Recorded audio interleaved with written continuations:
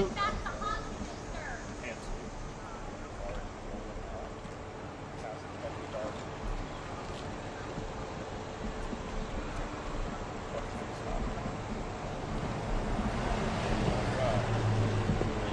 Ready two, ready doors, ready pop, ready open. Ready close, ready shut, ready face, forward march. That's you. Thank you very much. Yeah, I know. Thank you very much. Okay. I think.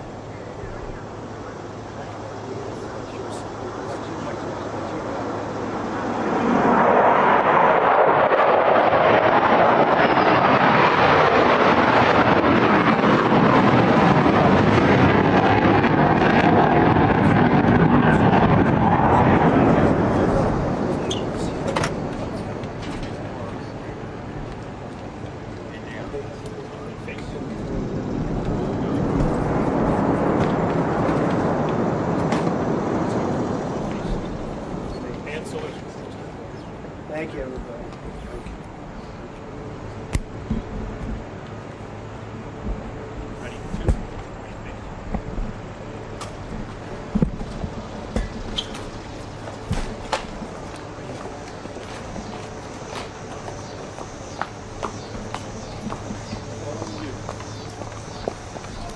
Zapraszam.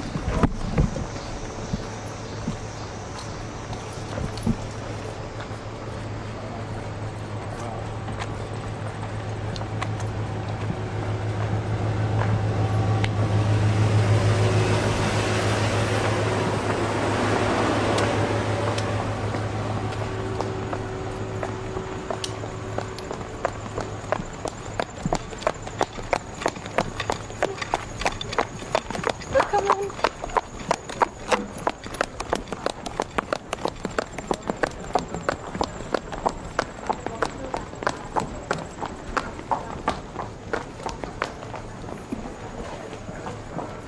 Did you see it?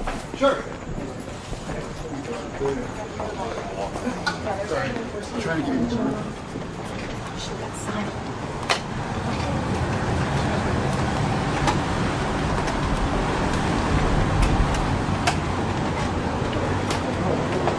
Yeah, but you have to find out. Yeah, the delegation, the whole delegation.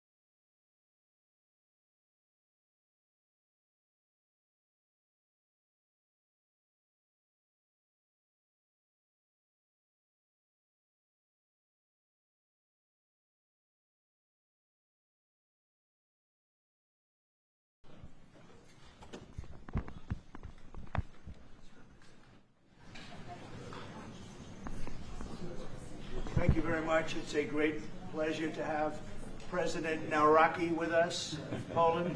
He did a good job with that, right? Gave me a little different pronunciation. I said, I want to get it perfect. Did I get it right? Yeah. Good. Good. Nawrocki. I better get it right. And the president's been amazing. He had an incredible race. He came from behind and he won very handily. The people of Poland have taken to him immediately. They really love him. There's great love and respect. He's a very successful man, but he went into a political hatchet, so to speak. It was a pretty tough race, pretty nasty race, and he beat them all, and he beat them all very easily. And now he's become even more popular as they got to know him and know him better. He's doing a really fantastic job. So it's an honor to. I also endorsed him, so I'm very proud of that. I don't endorse too many people, but I endorsed him, and I was very proud of that, the job he's done. I want to thank Vince Haley for that recommendation. Vince was fantastic, and I appreciate it.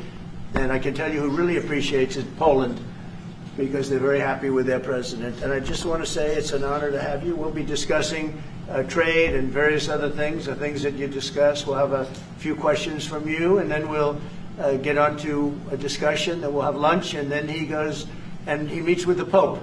And that'll be very exciting. And say hello to the Pope for me. Yeah, Okay? I will. Thank you very much for being here. Thank you very much, Mr. President. Thank you very much, and I would like to express my gratitude for your invitation. Only after 1 month from my sworn and from celebration for my inauguration, it means that Polish-American relations are very important, very strong. I think that we have so strong relations that we have never had, and it's very important for me. Our relations are based, of course, on the values. Right. Thank you very much for your support, for your endorsement during my very hard campaign. I remember it, and I'm very grateful for your support. It was the fight me against others, so your support was very important. And the support of Polish people, Polish diaspora in the United States of America. We have almost more than 10 million people here, and they voted for Donald Trump. They voted for me. Yeah, and in vast majority they voted also for me, so I would like to say hello to Polish diaspora in the United States of America. Those relations for me, for Poland, for Poles are very important with the United States of America, and they are based on values: independence, sovereignty, democracy, and I think, Mr. President, that those values are epitomized by our common heroes. Yes. Kazimierz Pułaski and Tadeusz Kościuszko. So That's right. thank you very much, and I hope it will be very fruitful discussion around the energy, around the economy and military service. Yeah. And the flyover was very much in honor of your great pilot who just passed away recently, who was a legend in Poland. You might want to say something about him. Yes, of course, it was a terrific accident in Poland. Thank you for this gesture that F-35 opened our meeting. Major Krakowian was one of the best Polish pilots, well-honed Polish pilots, and he died. He lost 2 children, so it was a great tragedy. He was a legend in Poland, actually, a legend as a pilot. He was an incredible pilot. And I think he went to the Air Force Academy, actually. But he was a fantastic pilot, and it was a big setback. The people of Poland are very, very sad, so we thought we'd do that. That was the single plane that swooped up. And machines, American machines, opened our meeting. It was great, and we are waiting for 32 F-35s in Poland. So it also shows that we have great relations according to the best military equipment on the world, American equipment, which build Polish security too. Well, Poland, we've had a tremendous relationship. I think now it's better than ever because of this relationship. It's a little special because we fought together. But we've always been very good, and we have some wonderful people, as you know. Duda, my friend, he's a good man and still a big fan of yours, very much so. So it's a great honor, and we're going to talk about trade. We'll talk about some other things. We'll take a couple of questions from the media. President Trump, will American soldiers remain in Poland? Will American soldiers remain in Poland? Yeah, I think so. I mean, do you know something I don't? I don't know. We're very happy. If anything, we'll put more there if they want. But they've long wanted to have a larger presence. We have some countries that have more, not too many, but no, they'll be staying in Poland. We're very much aligned with Poland. Thank you. So, we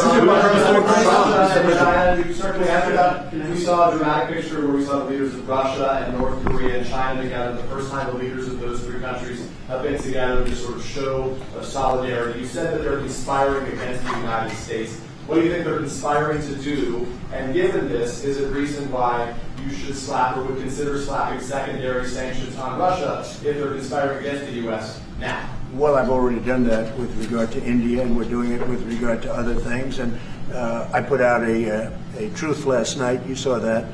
And I was the one that brought it up. I said they're only doing this. They're looking to, when they did what they did, I thought it was a beautiful ceremony. I thought it was very, very impressive. But I understood the reason they were doing it, and they were hoping I was watching, and I was watching. My relationship with all of them is very good. We're going to find out how good it is over the next week or two. I think that we helped China very much, as you know, when they talk about freedom. And I don't believe that, and maybe I'm wrong, I hope I'm wrong, but I don't believe that America, that the United States was acknowledged for helping China to gain its freedom. But perhaps that was just that was a sleight of hand. I mean, I was very surprised. I watched the speech last night. President Xi's a friend of mine, but I thought that the United States should have been mentioned last night during that speech because we helped China very, very much. Do you think they should have invited you, Mr. President? Do you think they should have invited you? You've expressed many times your frustration and disappointment with Putin, but there's no action since you took your office. Don't you worry that? How do you know there's no action? But don't you worry? Wait. What actions did you take? I'm with Polish radio. Okay. How do you know there's no action? Would you say that putting secondary sanctions on India, the largest purchaser outside of China, they're almost equal? Would you say there was no action? That cost hundreds of billions of dollars to Russia. You call that no action? And I haven't done phase 2 yet or phase 3. But when you say there's no action, I think you ought to get yourself a new job. Because if you remember, 2 weeks ago I said, if India buys, India's got big problems, and that's what happened. So don't tell me about that. What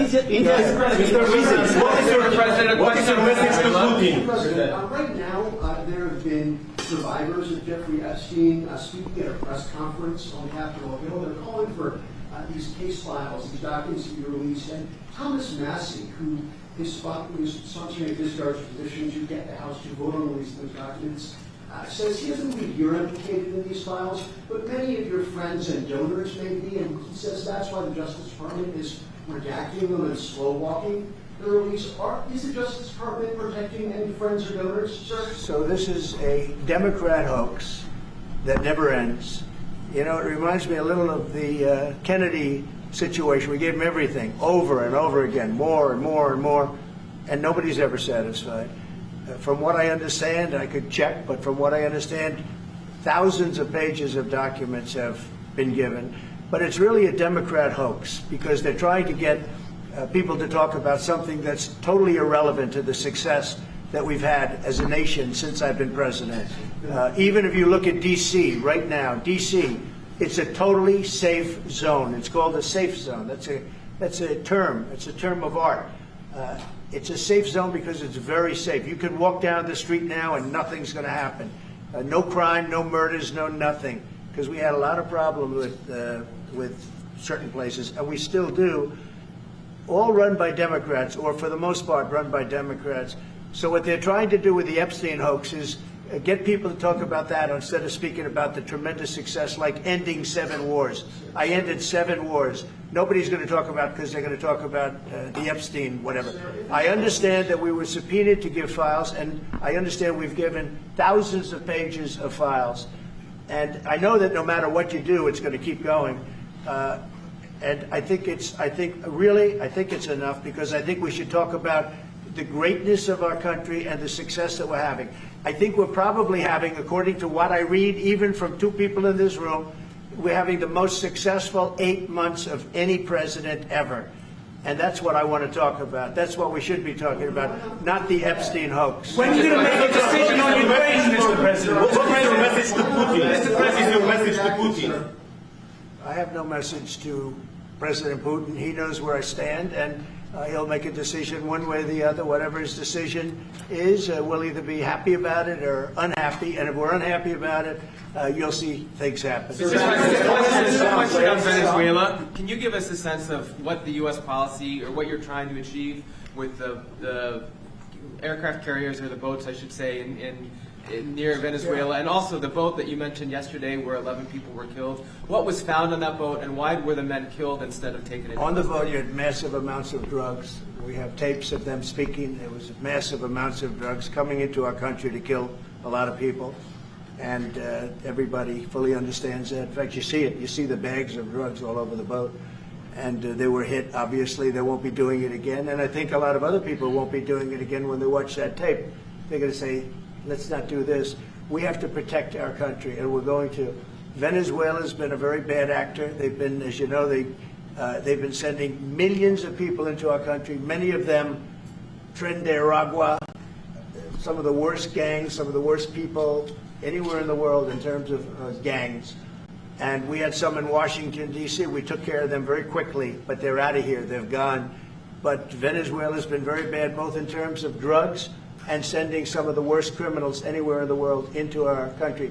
They emptied out, you don't know this, but they emptied out their prisons in Venezuela, and they emptied them out into the United States of America. And that's part of the problem we have. We're getting them out. We're getting them out rapidly, but it's caused a tremendous problem. And Pete and all of the people that are working very hard to rectify the stupidity of the Biden administration, allowing these people to pour into our country with open borders. We are paying a big price as a country for the incompetence of the Biden administration. But think of it. Opened up prisons, drug dealers, drug lords, everything coming out of Venezuela. They said, and we said, we're not going to put up with it anymore. So Venezuela has been one of the worst actors in the whole group, and we have a group of pretty bad actors. Are you wanting to force Maduro on Trump? Go ahead. Yeah, thank you, Mr. President. At the end of this month, the government or the Congress has to pass a budget. Do you think we can avoid a government shutdown? Yeah, I do. I think the Republicans will vote for an extension. We won't have any Democrat votes. We could give the greatest budget ever. Tax cut of 50%, everybody taken care of, perfect for women, perfect for men, perfect for minorities, perfect for everything, and we wouldn't get one vote for the Democrats because they've lost their mind. They are so deranged. They have Trump derangement syndrome, and I don't want to burn the Republican Party with it, but they really are. They've become almost sick. They actually think there is a disease. It's called Trump derangement syndrome. They've got it. No matter what we did, no matter how good, you could give them everything that they've ever dreamed of, and you wouldn't get one vote. These are sick people, and I think we're going to have a tremendous midterm. We just approved the largest tax decrease in the history of our country. We have things, if you think of it, no tax on tips, no tax on Social Security for our seniors, no tax on overtime, deductions when you buy a car and you borrow money to buy a car. First time they've ever seen anything like this. Middle-income people get deductions. You get a deduction when you buy a car. Nobody's ever seen. And by the way, they're selling cars like crazy. Cars are pouring back because of the fact that we have tariffs. Cars are pouring back into our car plants are pouring back into our nation. They're coming from all over the world. They're coming back. You know, we lost about 54% of automobile manufacturing over a 30-year period, 35-year period. They're all coming back. I think they're coming back higher than ever before. We have AI going up. What we've done is amazing, and what we've passed is amazing. But the Democrats, I don't believe, will get one vote. It's very anti-crime. We want anti-crime. They're in favor of crime. We're against crime. You know, they gave us things like men playing in women's sports, open borders for everybody, transgender for everybody. I mean, they wanted transgender for all of the crazy things that they were saying. And, you know, people would say there are 80-20 issues. I say there were 97-3. I always say 97-3, and nobody knows who the three are. This is the best issue of all. They are against preventing crime. They are fighting us. I want to go into Chicago, and I have this incompetent governor that doesn't want us. Do you know that this weekend 72 people were shot in Chicago? I'm embarrassed to say it in front of the president of Poland. 11 people were killed. 72 people were shot. Last week, 7 people were killed in Chicago, a place which is probably your #1 place. I hate to say it. Yeah, a lot of Poles in Chicago. And we got to keep it safe. But 7 people were killed. The week before that, 5 people were killed, and 21 people were shot. This is in 3 weeks. So in 3 weeks, they lost almost 35 people were killed. It could have been stopped. If you look at Washington, D.C., 3 weeks ago, it was the same or worse. And now it's considered a totally safe zone. Restaurants are open. They're bustling. Restaurants, you have to see, restaurants were dying. Nobody wanted to go out. They didn't want to be attacked. They didn't want to be mugged. They didn't want to be attacked even in the restaurant. And you take a look at what's happened. Friends of mine that haven't gone to a restaurant in 4 years, one of them went out 5 times in the last 2 weeks to a restaurant with his family. They feel totally safe. Washington, D.C. is a totally safe city. You're not reporting any crime because there is none. They said crime is down 87%, and I said, no, it's not. It's down 100%. We have a great thing going. I could do that with Chicago. We could do that with New York. We could do it with Los Angeles.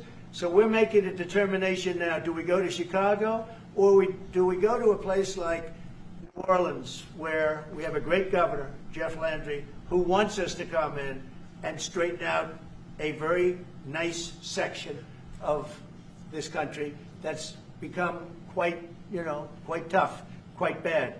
So we're going to be going to maybe Louisiana, and you have New Orleans, which has a crime problem. We'll straighten that out in about 2 weeks. It'll take us 2 weeks, easier than D.C. But we could straighten out Chicago. All they have to do is ask us to go into Chicago if we don't have the support of some of these politicians. But I'll tell you who is supporting us, the people of Chicago. And I sort of want them to let it be known. They have incompetent people. A guy like Gavin Newsom, he's the governor of a state that if we didn't go into Los Angeles with our soldiers, with our National Guard, you wouldn't even be having the Olympics there. They were going to take it. And remember this, your top law enforcement officer in Los Angeles said, there's no way we could have done this without President Trump coming in with the troops. We saved Los Angeles and we saved the Olympics. Thank you very much. Question for President Nawrocki. I got this, sir. Thank you, Andrew. Thank you. Mr. President, in regards to Gavin Newsom, would you be open to a congressional investigation in regards to the specific Palisades fire where it killed 12 seniors to see whether there's any negligence on Gavin Newsom or Karen Bass in regards to those deaths? Well, I say there's negligence on not getting people permits. That is negligent. We got all of the federal permits. Lee Zeldin, the federal permits are much more difficult. They were all gotten within 30 days. People could go build their houses. It's going to be years before they are allowed to build their house. And Karen Bass is grossly incompetent. And Newsom, this is a very incompetent guy. I watched him with the hands. I'm saying, what's going on with the hands? There's something wrong with him.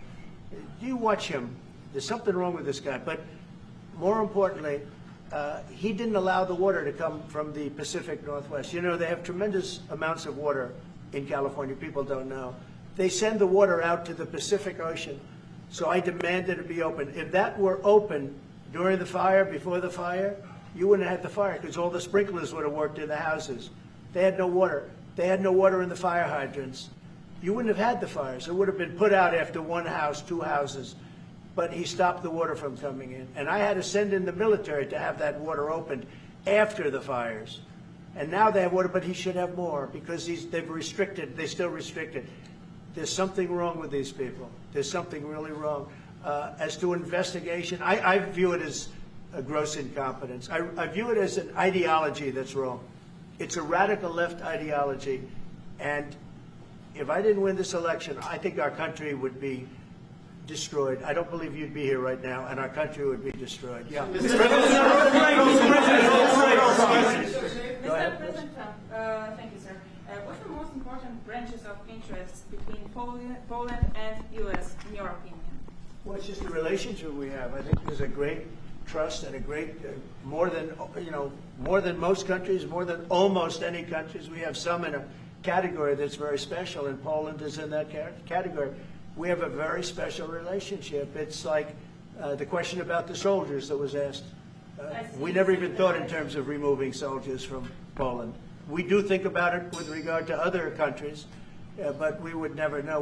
We're with Poland all the way, and we will help Poland protect itself. Okay? President, I would like to add something. Yeah, of course, security is most important also for our relation. And I'm a historian, as you know, maybe, Mr. President. Sure. I'm a historian, and this is the first time in Polish history, in 20th century and the 21st century, that the Poles are happy that we have foreign soldiers in Poland. So the American soldiers are the part of our society. Nowadays we have almost 10,000 soldiers, and this is the signal to the whole world and also to the Russian Federation that we are together. But we are not like the Poland free riders in Europe and in NATO. Mr. President Trump knows it, because our GDP for military service achieved 4.7. So we are probably the one NATO nation which is on this level, and we will not stop. Me, as the President of Poland, we are going to achieve 5% of GDP for military service, but with American soldiers on Polish soil, we solidify and we are secure. Mr. President, are you satisfied? Just about that, you know, Poland was one of two nations that paid more than they were supposed to with NATO. I don't know if anyone knows that, but there were two nations, and Poland paid more than they were supposed to. They thought it was low. And by the way, since then, at my request, they've raised it from 2% to 5%. But Poland was one of two nations that paid more than they were supposed to, which was a very nice thing. Yeah. What's your message for that you were not invited to the parade in Beijing? Never even thought about it until just now. President Nawrocki, what's your message for President? Never even thought. It wouldn't have been my place to be there. President Nawrocki, what's your message for tariffs? Will you visit a restaurant in D.C.? You haven't gone to. I might. Sure. You haven't gone to one in either of your terms that wasn't in your hotel. Because I and many other. Do you want me to prove you wrong? Do you want me to prove you wrong? Yes, please. But I will. I think it's something we could consider doing. Love to do it. I love the White House food, but after a while, I could see going to a nice restaurant. It's safe. If you would have said, like the Governor Moore wanted me to go and walk through Baltimore with him, and I said, you know, I think I'm a brave guy, but there's no reason to be stupid. They have crime that's at levels that nobody's ever seen before in Baltimore. They've done a terrible job. We'd go into Baltimore, straighten it out very quickly, too. You know why? They respect our soldiers. You see our soldiers. They respect our soldiers. We'd go there, too. But we're going to have people asking us to go. They're going to want to, and I think the people of those places are, the politicians are not in tune with the people. The people in Chicago, the people in Baltimore, the people in all of the places we talk about, they want to see us there. And I think we're pretty much waiting till we get asked and properly. We're doing them a big service. Yeah, please. You talked about how historic these tariffs have been, bringing in revenue, additional revenue for our country. You've also mentioned before they could possibly replace federal income tax. Possible. Do you think that's Someday it's possible. It used to be. So if you go back to 1913 is when they ended tariffs. We were the richest ever from 1850. It was all tariffs. We didn't have income taxes. From 1850 to 1913. In the 1887s, about 1887, they had the Great National Tariff Act. And it was a group of people that got together because our country was so rich, they didn't know what to do with the money. We had so much money, they didn't know what to do. It was a group of very prominent people that were set up to hand out money to everybody because we were the richest we ever were. Proportionately, we were in 1887, around that time, even in 1913. We ended them in 1913. How did that work out? And then we went to the income tax system, and then we had the Depression. And by the way, a lot of people try and say that, oh, tariffs with the Depression. No, they ended in 1913, and then we went to income tax, and then in 1929 you had the Depression. They did try and bring it back in 1931-32, but the Depression had long started, and this poor, beautiful nation was gone. It was gone. We suffered for 25 years. It took 25, 30 years to really recover from the Depression. And we don't ever want to see that happen again. The tariffs are vital to the success of this country. When I say I ended 7 wars, at least half of those wars were ended because of the power of tariffs. I was able to say, well, we're not doing any business with you, or if you're going to war, we're putting a big tariff on you. And all of a sudden they announced that the war was settled. I settled 7 different wars, one going 31 years, look at the Congo and Rwanda, look at that, 31 years, 10 million people dead. I got it settled. And a little bit of that one, less than in some cases, had to do with trade and had to do with tariffs. So, you know, tariffs are vital to our country. And just so you know, other countries use them on us, but I just use them a lot better. We're in a much better position. We have trillions of dollars coming into our country. If we didn't have tariffs, we would be a very poor nation, and we would be taken advantage of by every other nation in the world, friend and foe. We're not going to let that happen. And we have a very, very big case in the Supreme Court. I can only say this. Our country has a chance to be unbelievably rich again, but it can also be unbelievably poor again. If we don't win that case, our country is going to suffer so greatly, so greatly. But I think we're going to have a big victory. Even if you look at the people that brought the case, they're foreign-oriented. They're foreign. Countries have taken advantage of the United States for so many years. And I started with China. You know, last term, I took in hundreds of billions of dollars in tariffs from China. But when COVID came, the last thing I was going to do is we're going to tariff France and Italy and, you know, others, Spain, when they were doing so badly. But now we made a deal with the European Union where they're paying us almost $1 trillion, and they're happy to do it. You know what? They're happy. It's done. These deals are all done. I guess we'd have to unwind them. We've done deals with Japan, with South Korea. We've done deals with many countries and others to come. And if we didn't have the power, prestige, and dignity of tariffs, and I used them wisely, and people respect America again, and we've become a rich country again. The money coming in is incredible. And again, they use them on us. If we didn't have them, they would use them on us, and we would have no way to fight them. We would be a third world nation. So I think it's one of the most important cases I've ever seen go before the Supreme Court of the U.S. 2 weeks ago, you gave Vladimir Putin a 2-week deadline to agree to talks with Zelensky. That deadline is now nearly approached. Can you give us any indication of when you will make a decision? Well, I'm having a conversation with him very shortly, and I'll know pretty much what we're going to be doing. We've taken very strong action, as you know. And in other ways, we've taken very strong action. But I'll be speaking to him over the next few days, and we're going to see. I'm going to know exactly what's happening. Mr. President, but I'm not happy with all the people. You got 7,819 people killed last week. Russian soldiers and Ukraine soldiers, right? Not American soldiers, not soldiers from Poland, but they're human beings. They're souls. They have parents. They wave goodbye to their parents, and their parents never see them again. That's the end of them. Over a stupid war, and I want to see it stopped. Now, we have stopped the money. We send weapons to NATO. They pay full price. We don't, you know, Biden spent $350 billion so stupidly. And it was one of the reasons that this whole thing happened. A big reason this war happened was sitting right in these chairs, this one in particular. So I think we're going to have a good solution. But they're losing soldiers at levels that nobody has seen since the Second World War. This is the worst conflict, and it's just going on and on. It's one's defense, one's offense. The offense moves a little bit, just a little bit. You take a look. They move inches. They're dropping bombs and killing everybody. The whole thing is not since the Second World War has there been anything even close to this. And they're not soldiers from my country. This is my country. but I have a power to end things. That's why I was able to end 7 other wars. And you know that I thought of the 7, basically 7. Those were tough wars to end. Much tougher, I thought, than the war with Ukraine and Russia. I thought that Ukraine and Russia have a very good relationship with President Putin. I thought that that would be much easier. I thought that would be in the middle of the pack, maybe one of the easiest. Sometimes you never know with war. You know, war is a very interesting thing. You never know with war. War is complex and dangerous, and what a mess, what a bloody mess. It's going to get done one way or the other.